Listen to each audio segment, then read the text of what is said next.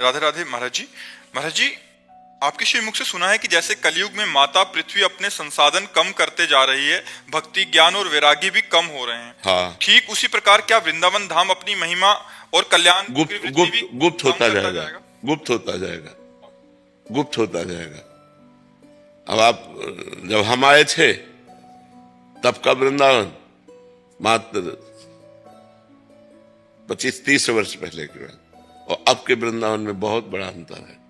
रात्रि में परिक्रमा मार्ग में सोए हैं, किसी का आना जाना नहीं। रज मोरों की कुहुक मचती थी, जिधर देखो मोर नाच रहे हैं। मार डाला सब बंदरों ने, कुत्तों ने सब मार डाला पक्षियों को। हजारों हजारों पक्षी, कोलाहल सुबह जब होता ना, कोलाहल पक्षियों का होता। कहीं एसी वेसी की कोई जरूरत नहीं थी। बाहर ऐसे तो यमुना जी की शीतल वायु आती थी। अब बड़ी बड़ी बिल्डिंगें बन गई, बड़ा बड़ा। ये जहां बैठे हो ना, ये किलोमीटरों में पूरा जंगल था, हमारा देखा हुआ है। जहां आप बैठे हैं ये जंगल था, सब कट करके निर्माण सब हो गया। अब जब जमीन बेचनी है तो बड़े बड़े पौधों को सब जेसीबी से उखाड़ उखाड़ करके उसे लेवल कर दिया। अब अपने खरीदने वाले खरीदे और बनवाए, सब पौधे हटा दिए। तो प्रभाव तो वृंदावन का, जैसे हमारे हृदय में वृंदावन के प्रति कितना भाव है उतना ही अनुभव हो पाएगा। और पहले जैसे तो हमारे अंदर भाव बन जाएंगे। वो दृश्य देखा, वो भाव देखा तो हमारे अंदर भाव आ गए। अब ऐसा नहीं है। अब आपके भाव जितने उतना लाभ ले सकते हो, अन्यथा नहीं ले सकते। इन बिल्डिंगों से भाव बनेंगे क्या? तमाल कुंज थे, तो हमने देखा तमाल, किसी तमाल को देखो तो लगता था इसके नीचे बैठकर भजन करो। इतने सुंदर सुंदर तमाल के वृक्ष सब कट करके निर्माण हो रहे हैं। तो अब आगे और आधुनिकता बढ़ती चली जाएगी। परिक्रमा मार्ग ऐसा था कि गद्दा में परिक्रमा दे रहे हो, पूरी परिक्रमा दे आओ, तुम्हारे पैर में कहीं कंकड़ नहीं चुभेगा। सब रज, यमुना जी की सब बालू रज, खूब लोटो, खूब आनंद। आज परिक्रमा देना मुश्किल है। ऐसे ऐसे कंक्रीट है जो रोड के है ना, वो एक बार परिक्रमा दो तो पैर छिल जाए। दंडवती तो दे नहीं सकते उसमें, बिना वो मैट, हाँ, बिना वो लगाए आप दे ही नहीं सकते। बड़ी समस्याएं आ रही। अब देखो, पहले था कि लोग जगह जगह मीठा जल लिए पिलाते थे, हैंड पैप थे, कुआं थे, जगह जगह बड़े बड़े नांद बने थे जिनमें घूमने वाली गौएं पानी पीती थी। गौओं के लिए लोग चारा डालते थे। यहाँ जब कच्चा मार्ग था, गौएं ही गौएं, वृंदावन में गौएं ही गौएं। अब 10-20 गौएं कहीं तुम्हें दिखाई दे तो दिखाई दे, नहीं खुला गौएं, आप खुला गौएं घूमती थी, एक से एक सुंदर गौएं।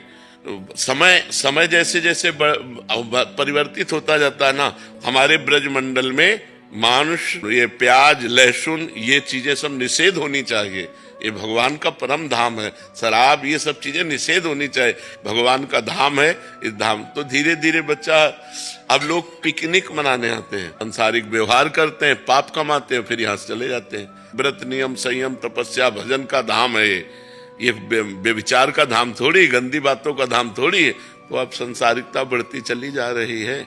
धीरे धीरे धीरे धीरे महिमा तो वैसे ही रहेगी, पर हमारे जितने भाव होंगे उतना ही हम ले पाएंगे। और पहले था कि हमारे अंदर भाव पैदा हो जाते थे।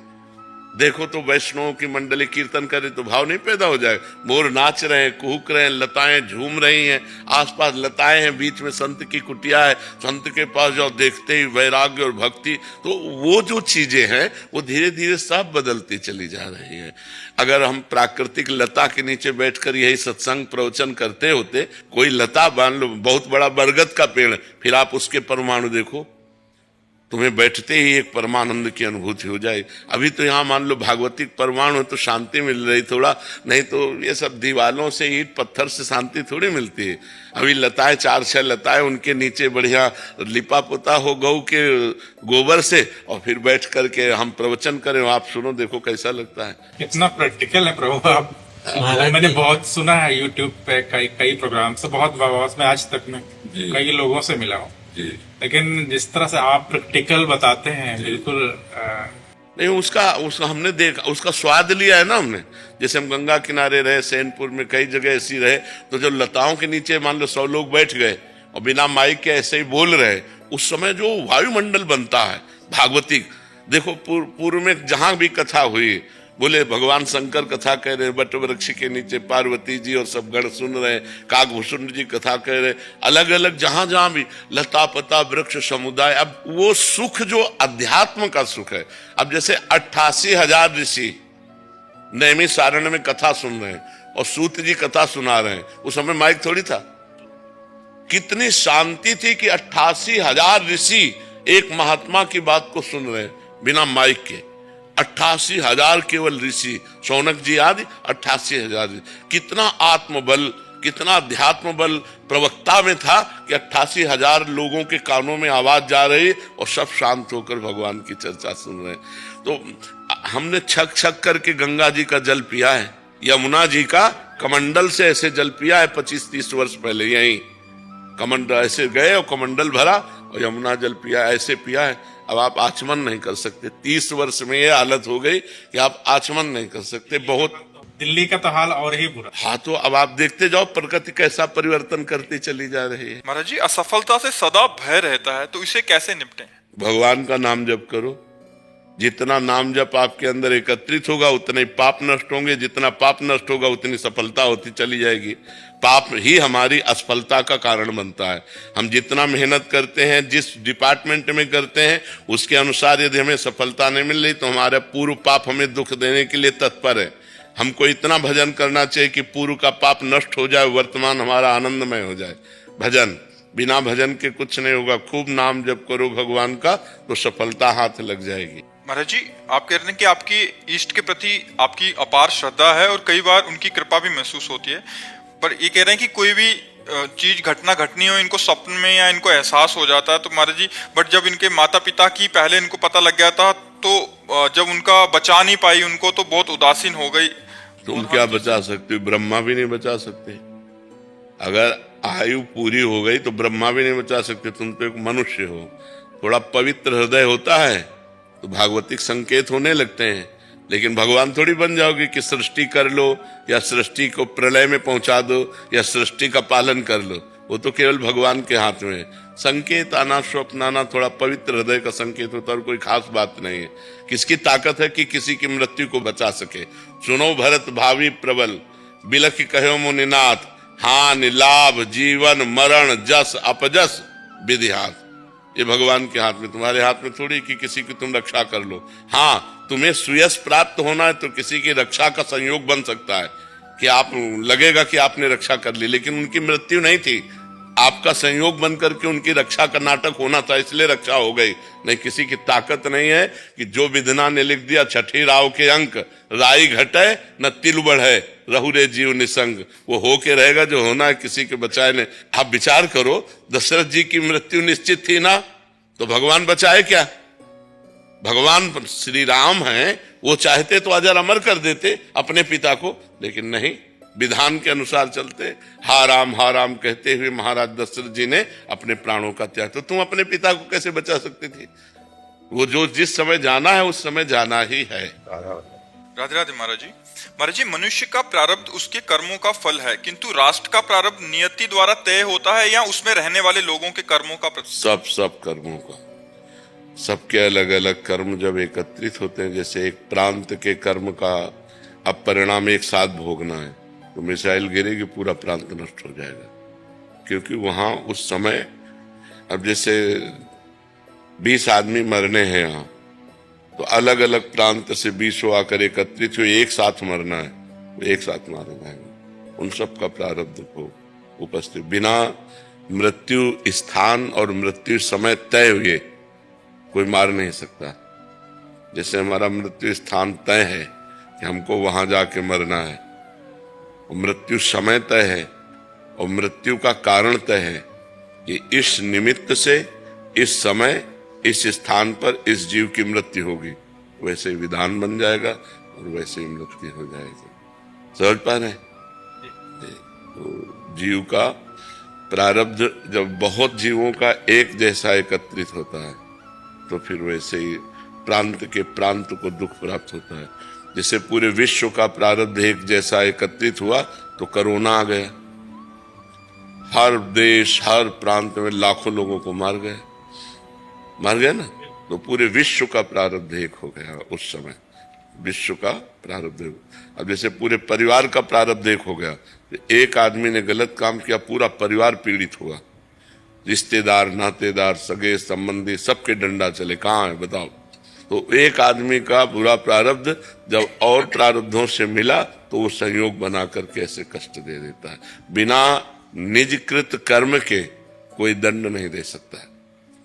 हमारे कर्म जब जुड़ेंगे तभी हमको कष्ट मिल सकता है, अन्यथा नहीं मिल सकता है। महाराज जी, भौगोलिक क्षेत्रों का विस्तार कैसे नीति से तय है? जैसे भारत का पहले गुप्त युग में बहुत बड़ा था, अभी पहले पूरा भारत ही था और कुछ नहीं था।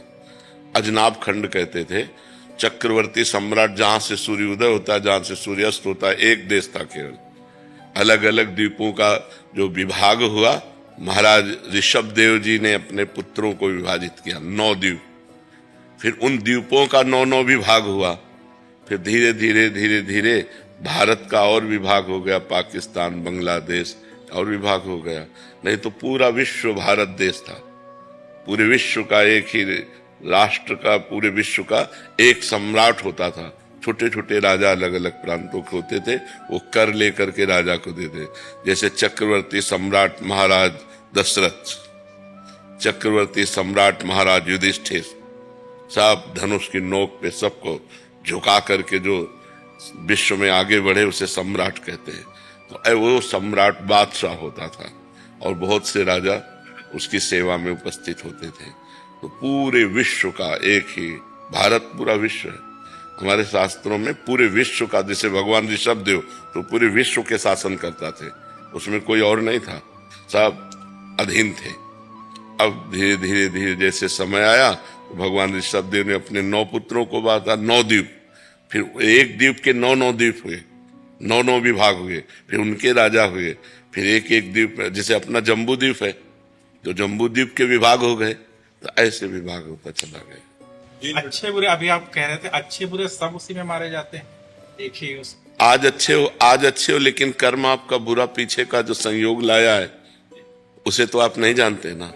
तो अभी जैसे अच्छा कर्म आप कर रहे हैं तो ये अभी नई खेती है, ये आपको आगे फसल देगी, लेकिन आपने जो पूर्व में किया है उसको तो भोगना पड़ेगा ना। एक आदमी बहुत अच्छा कर्म करता है, लेकिन कदम कदम पे विपत्ति, कदम कदम पे असफलता, कदम कदम पे अपमान उसको मिलता। बहुत अच्छा आदमी है, लेकिन उसका पूर्व का जो कर्म है वो बहुत बुरा है, वो उसे भोगना पड़ेगा। अच्छा कर्म आज का है, लेकिन बुरा कर्म पूर्व का है, उसे भोगना पड़ेगा। अवश्य में भोक्तव्यम कृतम कर्म शुभाशुभम। इसीलिए तो मनुष्य जन्म इसलिए मिला है कि हम पूरे हिसाब को बराबर कर दें, भजन के द्वारा, तपस्या के द्वारा हम अपने पापों को नष्ट कर दे, आगामी ऐसे कर्म करें कि हमें दुख न मिले, हम भगवान को प्राप्त हो जाए, हम उत्तम लोगों को प्राप्त हो। पर इन विषयों पर विचार कौन कर रहा है? इस समय तो वर्तमान में धन चाहिए, भोग चाहिए, मनोरंजन चाहिए, चाहे जैसे हो, पाप कर्म से हो या पुण्य कर्म से, इससे कोई मतलब नहीं रह गया। आज के समाज को केवल धन चाहिए, धन चाहिए, नशा चाहिए, भोग चाहिए, मनमानी आचरण चाहिए। कौन सोचता है कि आगे क्या होगा? आगे क्या होगा कौन सोचता है? तो ये सब भोगना पड़ता है जी को। महाराज जी, ईश्वर प्राप्ति का सबसे सरल साधन कौन सा है और मार्ग कौन सा है? नाम जप। जिसका भी प्रश्न हो, नाम जप। हरेर नाम हरेर नाम हरेर नामैव केवलम कलौ नास्तेव नास्तेव नास्तेव गतिरन्यथा। कलयुग में कोई और गति नहीं, नहीं, नहीं, केवल हरि नाम हरि नाम हरि नाम।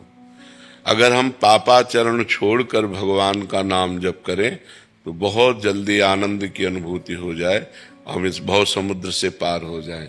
कलयुग केवल नाम आधारा, सुमिर सुमिर नर उतरहि पारा। जो भगवान का नाम जप का नियम ले लिया वो ज्ञानी हो जाएगा, वो भक्त हो जाएगा, वो निष्पाप हो जाएगा, वो भगवान को प्राप्त कर लेगा। नाम सर्वोपरि है। नाम सहज सरल, 1 रुपया नहीं लगता। पवित्रता पवित्रता का इसमें कोई विधान नहीं। आप जूता पहने हो, चप्पल पहने हो, जैसे भी हो, भगवान का नाम जप हर समय कर सकते हो। और नाम जप से निश्चित भगवत प्राप्ति है, निश्चित, इसमें कोई संशय नहीं। समझ रहे हो ना? गुरुजी, मैंने 5 जनवरी की एकांतिक वार्तालाप में शपथ ली थी कि मैं अब शराब का सेवन नहीं करूंगा, और आपकी कृपा से मेरे मन नशे से बिल्कुल हट गया है। मैं राधा नाम का जाप और राधा वल्लभ श्री हरिवंश का नाम कर रहा हूं। महाराज जी, मेरा परिवार भी बहुत सुख शांति में है आपकी कृपा से। गुरुजी, आपने बताया था कि गजेंद्र मोक्ष का पाठ करने से आध्यात्मिक और अपने लक्ष्य की प्राप्ति हो सकती है। महाराज जी, गजेंद्र मोक्ष का पाठ करने के नियम और विधि क्या है? मतलब पवित्र होकर के स्नान करके भगवान का स्मरण करते हुए पाठ करो, उसमें कोई खास नियम की बात नहीं है। अगर हमारी कामनाओं की भी पूर्ति की चाहो तो उसमें पूर्ति हो जाती है गृहस्थ जीवन में। हाँ बिल्कुल बिल्कुल, आप उसका पाठ कीजिएगा और नाम जब तो कर ही रहे, काउंटर हाथ में लिए, सब मंगल हो जाएगा, सर्व मंगल। महाराज जी, माँ का प्रेम और भक्त के प्रेम में क्या अंतर है? माँ का प्रेम स्वार्थ के वशीभूत होता है, मेरा बेटा, और भक्त का प्रेम विश्व को वैसे ही प्यार करेगा जैसे माँ अपने बेटे से करती है। जो उदार चरिता नाम वसुधैव कुटुंबकम, जो भक्त होता है उदार हृदय का होता है। वो सर्वे भवन्तु सुखिना सर्वे सन्तु निरामया सर्वे भद्राणि पश्यन्तु माँ कश्चित् दुर्भाग् भवेत्। जैसे माँ केवल अपने बेटे को चाहती है, मेरा बेटा स्वस्थ रहे, मेरा बेटा छका रहे, मेरे बेटे को खूब भोग सुख मिले, और संत चाहते हैं पूरा संसार सुखी रहे, पूरा संसार दुख रहित रहे, पूरा संसार शांत रहे, पूरा संसार आनंद रहे। तो माँ अपने बच्चे से मोह करती है और संत पूरे जगत से प्रेम करता है। संत और माँ की जोड़ हो ही नहीं सकती, क्योंकि माँ केवल अपने बच्चे से प्रेम करती है और संत सबके बच्चों से प्रेम करते हैं, सबसे प्रेम करते हैं, चराचर जगत से प्रेम करते हैं, सबको भगवान का स्वरूप मानते हैं। पर महाराज जी, माँ अपने बच्चे के लिए जान भी देने को तैयार है। मोह में कौन सी जीव नहीं कर देता? मोह में क्या नहीं हो जाता? जब मोह हो जाता है दो लड़का लड़की से, तो दोनों जहर खा के मर जाते हैं। कोई बलिदान हुआ क्या? दूसरे के बच्चे बचाने के लिए अगर बलिदान देती तो हम उसको मानते हैं। दूसरे का बच्चा प्राण जा रहा था, उसने अपने प्राण दे दिए तो हम उसे नमस्कार करते, उसे प्रणाम करते। अपने बच्चे के लिए तो जीव जंतु भी मरने के लिए तैयार है। एक सांप जा रहा था कुतिया के बच्चे के लिए, कुतिया ने जा करके ऐसे, तो सांप ने उसे काट लिया, वो तड़प करके मर गई, लेकिन अपनी जिंदा होने में अपने बच्चों को हानि नहीं होने दी।